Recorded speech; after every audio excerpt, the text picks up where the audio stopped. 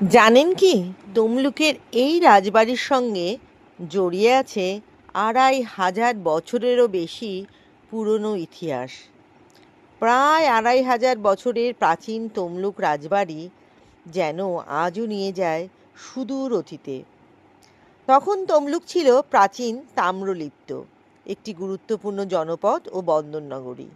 সেই প্রাচীন দিনের ইতিহাস ও ঐতিহ্যের স্মৃতি আজও তমলুকের মাটিতে মিশে আছে।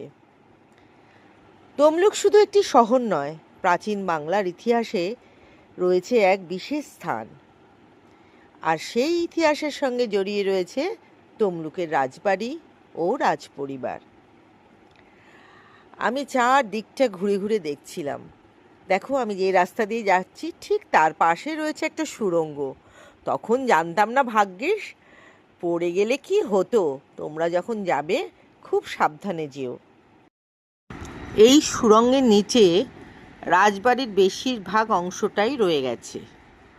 সময় বদলেছে, রাজকীয় সেই জৌলসও অনেকটাই হারিয়ে গেছে। তবুও পুরনো এই স্থাপত্য আর তার চারপাশের স্মৃতি আজও আমাদের মনে করিয়ে দেয় তমলুকের গৌরবময় অতীতের কথা। ইতিহাসের এমন পুরনো নিদর্শন দেখতে আপনাদের কেমন লাগে? তমলুক রাজবাড়ি সম্পর্কে আপনি আগে জানতেন কি? কমেন্ট করে জানাবেন। যদি না জানে থাকেন, আমার কাছ থেকে জানলেন, অবশ্যই দেখে আসুন। ইতিহাসের পাতায় তমলুকের রাজবাড়ি সময়ের সাক্ষী হয়ে আজও দাঁড়িয়ে আছে। তোমরা কিন্তু কমেন্ট করে জানাতে ভুলবে না তমলুক রাজবাড়ি সম্পর্কে আগে জানতে কিনা।